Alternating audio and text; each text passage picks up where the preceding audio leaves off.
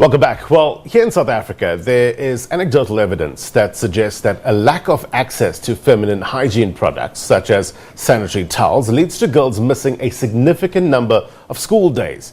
An NGO known as the Mina Foundation hopes to change this.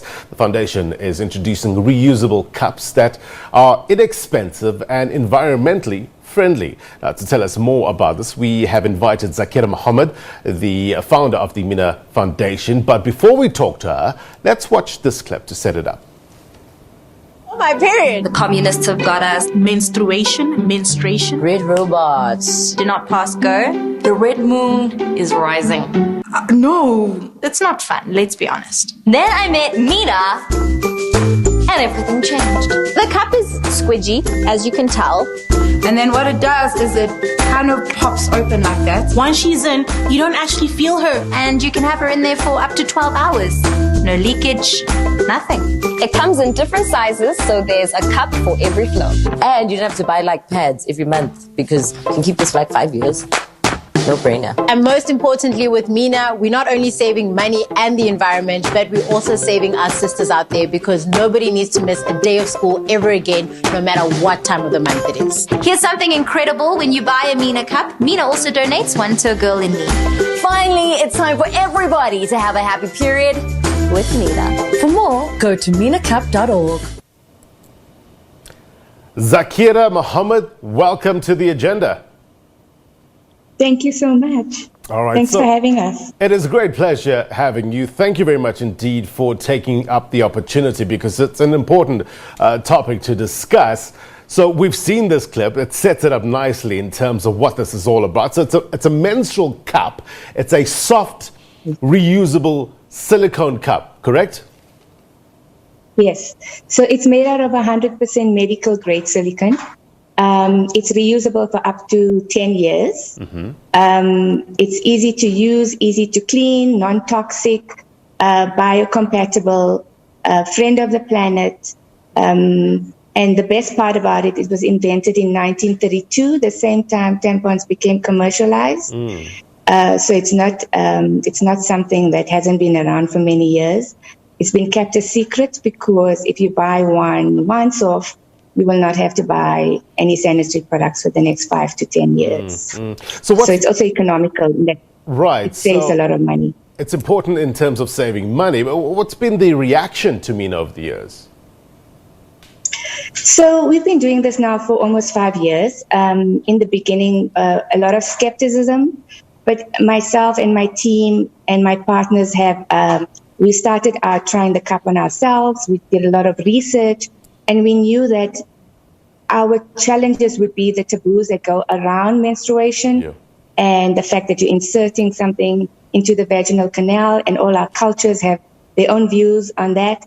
So we knew that the fact that it works is something we're going to have to work on. So we started an education and awareness program. And through that, we have reached around 65,000 menstrual cup users in South Africa and beyond. So skepticism in the beginning, but now we are making inroads. I mean, 65,000 is not enough, but it's a nice number, to change the way women and menstruators feel about periods and the benefits of a menstrual cup. So you're saying some of the pushback that you're getting, or some of the challenges that you experience, is particularly from traditional cultural values, especially around virginity. Is that one of the challenges? Absolutely. And we started out starting the conversation about what is virginity and what is periods, and involving grandmothers and mothers and fathers and teenage boys and everyone to be part of the conversation, so that we're all on the same page. And through these awareness campaigns and through the educational awareness campaigns that we've been doing in the last 4.5 years, we have made significant progress. I mean, in the last few months since lockdown, we didn't lock down because periods didn't lock down. So we continued with our work. We visited shelters, we visited orphanages even yesterday. But my thing is that it seems like for some reason this year, no one's asking the question about virginity. So I'm not sure if it's because it's the circumstances or the desperation of the situation and they just need a solution, or, is our awareness spreading quicker than we imagined it to be? I remember a couple of years ago, I covered a similar story with regards to feminine hygiene issues. And in KwaZulu-Natal, we visited a community where they were talking about girls using toilet paper, old rags, even socks being used as a stand-in for sanitary towels. What's the situation on the ground when you go around the various communities? Is this still happening, and what sort of effects is this having on our young girls? When you say stuff like that, people think you are talking nonsense in this day and age. But just yesterday, we visited an orphanage because we received an email that girls are using plastic bags for their periods. Plastic bags. A few weeks ago, we went to a school in one of the communities in Finetown, and their girls said to us that they are using corn, the cob, mealie corn cob. They cutting it up, they drying it up. It becomes more absorbent. Yes, girls are using socks. They are using toilet paper. We received an email even in just this last week where it's not just schoolgirls finding creative ways to manage their periods. It's single moms. It's survivors of GBV. I mean, the email we received was about a young single woman who lost her job. And she said, please, can we help her, give her a menstrual cup? She understands that it lasts for 5 years because she lost her job recently. There's no food on the table. But she walks to a nearby mall so that she can actually use the toilet paper in the public toilets. So the problem is bigger than you can imagine. Right. And it's not nonsense. We experience it every day. And we're trying to make a difference with just something as basic as a period so that, we can create confidence in our women and move forward. But we see that government, NGOs, organizations like yourself out there on the field trying to increase the awareness, trying to provide, apart from the menstrual cup, the sanitary towels for girls, especially in the education system. Is this not having a big enough impact, do you think? Is it having an impact? What are you seeing with regards to the amount of girls that are now, since this drive over the past couple of years, missing out on school or not? Has it improved? I would say that I think there's improved, but very minimally. We are also, the Mina Foundation is also working with government. It's the education around menstrual cups and giving the girls an option to choose which menstrual product they want to use. So it's not forcing a product on them. But the thing about menstrual cups is that it's safe for the environment. It's safe for your health because it has no chemicals in them. It's a friend of the planet. But the most crucial thing besides giving you dignity, and it's a basic human right, is that the fact that it's economical and sustainable. So when we give a girl child a menstrual cup, she stays in school for 5 years, not worrying about the cost of period. But that does not mean that she's not missing out on school. Girls miss out on school for many other reasons.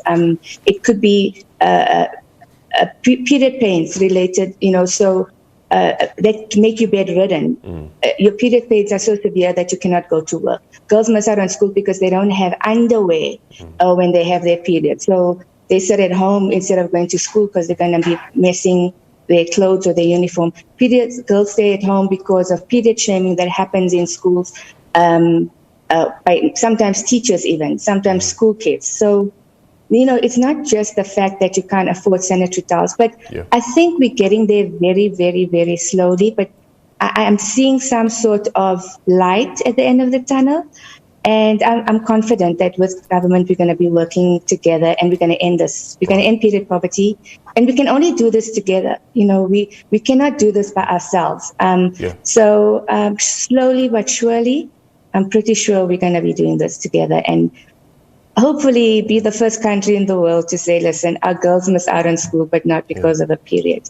ending period poverty, as I've never heard that term. It's a powerful term.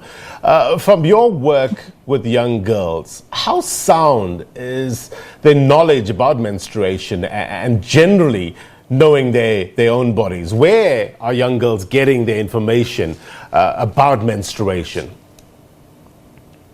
So most young girls are getting information from their peers. Talking about, we find during our workshops that talking about menstruation during with your parents or your teachers is like giving you the impression that maybe you're having sex. So, they're scared to ask these questions. They feel ashamed to ask these questions. They're embarrassed to ask these questions. So what we do is we create a safe space for girls. We say to them, we are not your moms. We are not your dads. We are not your teachers. We are your best friends. We are your mentors. We are your big sisters.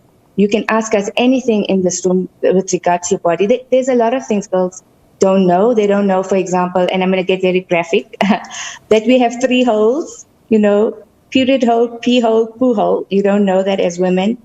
Even moms don't know that. They ask the question, can I still have my cup on when I go to the bathroom? Women don't know how high their cervix is or how low their cervix is. They don't know if they have a heavy flow or a light flow. So there are a lot of issues. And even us as the Mina Foundation and other menstrual cup companies or other women or organizations doing work in this field are learning even about our own bodies. The only reason I can tell you these things is because I have learned it along the way from the work that we do. I mean, just last week I discovered that some women have 2 vaginas, and then when you do some research, you do some research and you see, okay, this is something that's happening, but it's about information. So I think putting the girls in a safe space, giving them an opportunity to ask questions without feeling embarrassed, is what's helping us also, helping them and us learn about our bodies. As we wrap up, Zaakira, it's so important, I guess, to break the negative social norms and myths around this. How important is it to include men into the conversation? I remember a couple of years ago, I did an outside broadcast and it was about menstrual hygiene, feminine hygiene, and people were like, why are you hosting this? And one of the pushbacks was that I guess men should know about this. They should feel comfortable to talk about this. They should feel comfortable to go to a store and buy sanitary pads for their spouse or their sisters or whoever, and walk and pay for it, and and feel comfortable in that. Are you finding that this is not happening? Is there enough awareness out there to get men involved in this as well? So it's very crucial to get men involved in this, and we pride on ourselves on educating men. I mean, every year we have the menstrual conversation. We have male champions that talk about Mina. Our husbands, our nieces, our nephews, our family members, our friends, all male, have become our Mina champions, and they're finding it easier to talk about it even amongst themselves, which is like, wow, especially considering different cultures. The fact is, every single one of us, men and women, came from a woman who had a period, who missed out on her period for 9 months for you to be here. How can it not be your responsibility to help us end this challenge that we have? And if we say that patriarchy is the reason women are left behind, patriarchy is the reason women will move forward. So we need your help. We need even yesterday we went to an orphanage and we had one of the boys decided he's not leaving the group. He's staying with us and he wants to learn more about this, and he wants to encourage other boys that periods are not something to be ashamed of. So we're definitely getting somewhere, and that's something the Mina Foundation prides itself on, starting with the male child and the men out there, because we need your support as well. So very crucial. It's crucial. It's important that we build this awareness about the fundamental importance of feminine hygiene and the role, I guess, that good menstrual hygiene plays in the development of young girls. Zaakira Mohamed, founder of the Mina Foundation, we thank you very much indeed for your time. Be well, be safe. be healthy during this uncertain time of COVID. Take care.